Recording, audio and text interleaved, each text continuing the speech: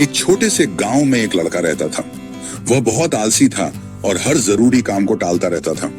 इस आदत की वजह से वह पढ़ाई और जिंदगी के दूसरे जरूरी पहलुओं में पीछे रह गया। उसके परिवार और अध्यापकों ने कई बार उसे समझाया कि समय की कीमत को पहचाने, लेकिन उसने कभी नहीं सुना। वह अपने भविष्य की चिंता नहीं करता था और अपना समय बेकार की चीजों में बर्बाद करता रहता था। एक दिन गांव में एक प्रसिद्ध ज्ञानी व्यक्ति आए। उनकी बुद्धिमानी और ज्ञान के कारण लोग उनसे सलाह लेने आते थे। वह लड़का भी उनसे मिलने गया, यह सोचकर कि शायद वह उसे ऐसा उपाय बताएंगे जिससे वह अपने दोस्तों से आगे निकल सके। जब उसकी बारी आई तो उसने ज्ञानी व्यक्ति से कहा, मुझे मदद कीजिए, मैं अपनी जिंदगी में असफल महसूस करता हूँ। मैं अपने दोस्तों और सहपाठियों से हर क्षेत्र में पीछे हूँ। मैं सबसे आगे निकलना चाहता हूँ। कृपया मुझे बताइए कि मैं यह कैसे कर सकता हूँ। ज्ञानी व्यक्ति ने मुस्कुराते हुए कहा, बेटा, तुम्हारी परेशानी का कारण यह है कि तुम अपने समय की कद्र नहीं करते। तुम हमेशा कामों को टालते हो और अपना कीमती समय व्यर्थ चीजों में गंवाते हो। आओ, मैं तुम्हें एक कहानी सुनाता हूँ जिससे तुम समय की अहमियत को समझ सको। लड़का ध्यान से सुनने लगा और ज्ञानी व्यक्ति ने कहानी शुरू की। एक बार एक राजा था जो बहुत दयालु और उदार था। वह अपने लोगों से बहुत प्रेम करता था और हमेशा उनकी मदद करता था। एक दिन वह अपने बचपन के एक दोस्त से मिला जो अब बहुत बेपत्ती गरीब था। उसके पास न तो नौकरी थी, न पैसा और न ही सम्मान।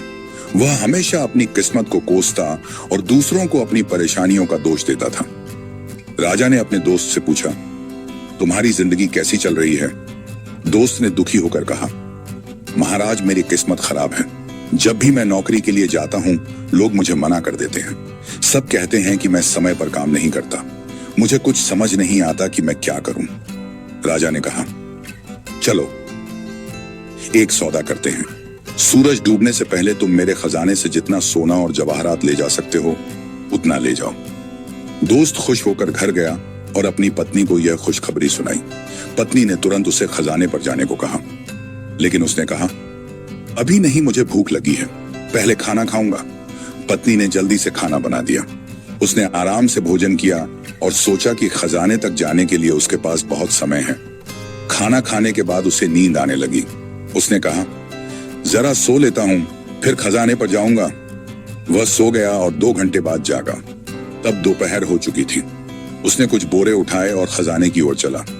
रास्ते में गर्मी महसूस हुई तो सोचा, थोड़ा पेड़ के नीचे आराम कर लूं। जैसे ही वह बैठा, ठंडी हवा में फिर से सो गया।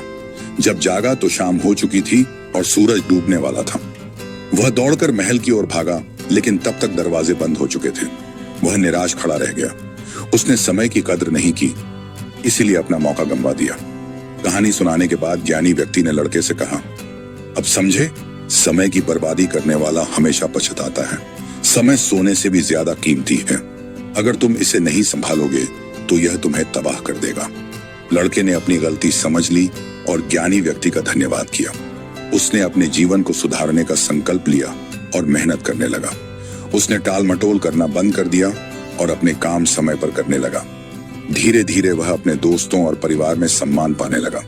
दोस्तों, हमारी जिंदगी में समय सबसे अनमोल चीज है। अगर हम इसे बुद्धिमानी से इस्तेमाल करें तो हम अपनी हर मंजिल को हासिल कर सकते हैं, लेकिन अगर हमने इसे बर्बाद किया तो हमें केवल पछतावा मिलेगा।